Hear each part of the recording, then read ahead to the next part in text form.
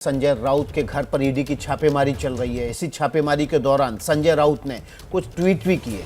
Tweet करके संजय राउत ने कहा है कि वे झुकेंगे नहीं, लड़ते रहेंगे। संजय राउत ने ट्वीट करके कहा है, झूठी कार्रवाई, झूठा सबूत, मैं शिवसेना नहीं छोड़ूंगा। संजय राउत ने आगे ट्वीट करके ये भी लिखा है, महाराष्ट्र और शिवसेना लड़ती रहेगी। आगे ट्वीट करके वो लिख रहे हैं, मैं मर भी जाऊं तो समर्पण नहीं करूंगा। तो लगातार जो ट्वीट करके संजय राउत चुनौती दे रहे हैं कि किसी भी घोटाले से मेरा रत्ती भर भी संबंध नहीं है।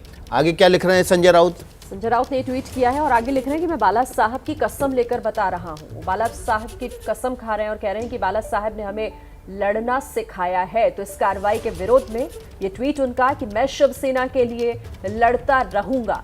तमाम आरोपों को खारिज करते हुए वो कह रहे हैं कि ये लड़ाई है और इस लड़ाई में वो लड़ेंगे।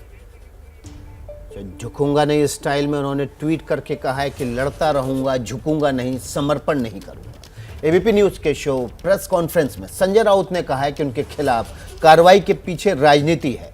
वो गिरफ्तारी से नहीं डरने वाले हैं, समर्पण नहीं करने वाले।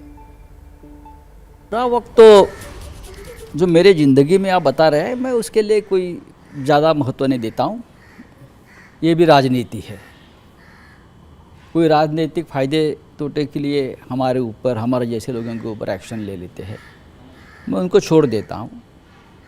लेकिन संघर्ष पार्टी का है और मैं पार्टी से जुड़ा हूँ।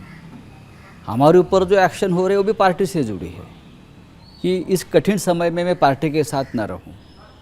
हमारे कुछ लोग तो इस डर से भाग गए हमारे से। कल तक हमारे साथ बैठे थे, चाय पीते थे, खाना खाते थे, और सुबह देखता हूँ तो ये सब जिसका नाम लिया एजेंसीज के डर से भाग गए। लेकिन हम नहीं डरने वाले, हम पार्टी के साथ डट कर आपकी तो जांच चल रही है, आपको नहीं लगता कि आपको अरेस्ट कर लेंगे? करने दो। आप तैयार है अरेस्ट होने के? अगर कोई चाहता है मुझे अरेस्ट होने से पार्टी टूट जाएगी तो भ्रम में है। मेरी पार्टी और मजबूत होगी। पूरे महाराष्ट्र को मालूम है क्या खेल चल रहा है। तो सुना आपने एबीपी न्यूज के प्रेस कॉन्फ्रेंस कार्यक्रम में संजय राउत ने भी इन तमाम आरोपों को खारिज किया और कहा कि वो किसी से डरने वाले नहीं है। चलिए एक बार फिर से रुक कर लेते हैं। ग्राउंड जीरो का सभी संवाददाता हमारे लगातार बने हुए हैं, पल पल की अपडेट हम तक पहुंचा रहे हैं क्योंकि 6 घंटे का वक्त हो चुका है इस छापेमारी को शुरू हुए। रौनक कुकड़े का रुख कर लेते हैं। रौनक, अब सबके मन में यही सवाल है, क्या आपको लग रहा है, आपके सूत्र क्या जानकारी दे रहे हैं, क्या गिरफ्तारी संभव है आज संजय राउत की? जवाब मुख्य तौर पर ईडी संजय राउत से जानना चाहती है। अगर ये जवाब जो है वो ईडी को संतुष्ट करने वाले जवाब संजय राउत नहीं देते तो निश्चित तौर पर उनकी गिरफ्तारी हो सकती है। कुछ इस तरह की स्थिति जो है वो देखने को मिल रही है। लेकिन मैं आपको बता दूं कि जिस तरह के आरोप लगातार संजय राउत पर इस पत्राचाल घोटाले मामले में लग रहे थे, इसके पहले भी उन्हें समन्स जो है वो ईडी की तरफ से किया गया था और उस वक्त भी उनकी लंबी पूछताछ जो है वो ईडी दफ्तर में हुई थी। हालांकि जो जवाब ईडी चाहती थी, जिन दस्तावेज की बात जो है वो ईडी की तरफ से जो दस्तावेज संजय राउत को मांगे गए थे, वो दस्तावेज जो है वो ईडी के सामने संजय राउत पेश उस वक्त नहीं कर पाए थे और इसीलिए बाद में फिर एक बार उन्हें 27 तारीख का समन्स दिया गया था। लेकिन वो उस दिन भी जो है वो ईडी के दफ्तर में नहीं आ पाए। उन्होंने कारण दिया कि दिल्ली में पार्लियामेंट का सेशन चल रहा है, लिहाजा वो 7 तारीख के बाद जो है वो ईडी दफ्तर में आ सकते हैं। लेकिन जो ईडी की तरफ से बताया जा रहा है, ईडी के सूत्र जो हमें बता रहे हैं कि वो कॉपरेट करने के लिए तैयार नहीं है, इसलिए आज सुबह तड़के जो है वो ईडी के अधिकारी उनके घर पर सर्च करने के लिए पहुंचे। तो निश्चित तौर पर इस बात से इनकार नहीं किया जा सकता कि आज भी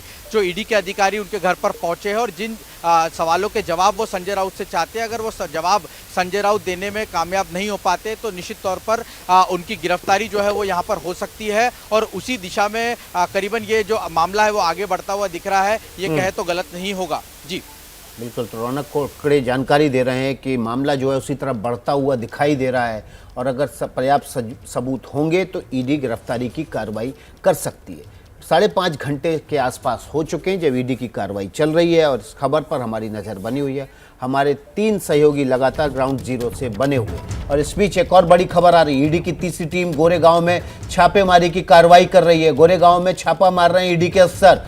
इस वक्त की बड़ी खबर एबीपी न्यूज पर, मुंबई में तीसरे ठिकाने पर भी छापेमारी की कार्रवाई ईडी कर रही है। ईडी की तीसरी टीम गोरेगांव में किसी ठिकाने पर छापेमारी कर रही है। गोरेगांव में भी छापेमारी की कार्रवाई ईडी की तरफ से की जा रही है। भांडुप में संजय राउत के घर पर ईडी का छापा है। इसके अलावा दादर में संजय राउत के फ्लैट पर छापेमारी चल रही है। अब ये तीसरी छापेमारी जो टीम कर रही है ईडी की, हमारे सहयोगी सूरज ओझा इस खबर पर ज्यादा जानकारी के साथ जुड़े हुए हैं, उन्हीं का रुख कर लेते हैं। सूरज, ये जो तीसरा ठिकाना है, ये भी क्या संजय राउत के का ही एक ठिकाना है या किसी दूसरे मामले में ईडी छापेमारी की कार्रवाई कर रही है?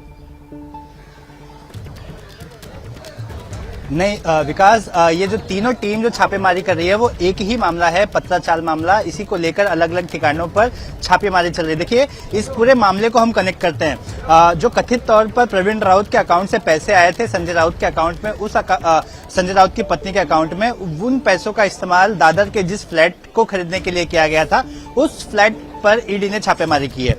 ये पूरा स्कैम जहां से बाहर आया है, गोरेगांव, वहां पर एक पत्राचाल जो प्रीमाइसिस है, उस इलाके में भी ईडी की एक टीम गई है, ऐसे सूत्रों ने जो जानकारी दी है।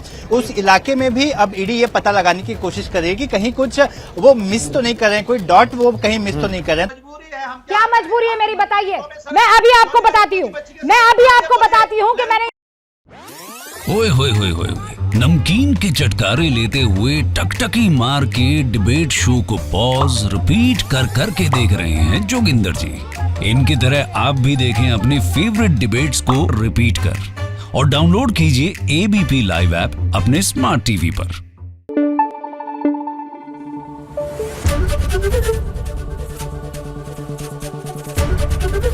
एबीपी न्यूज आपको रखे आगे।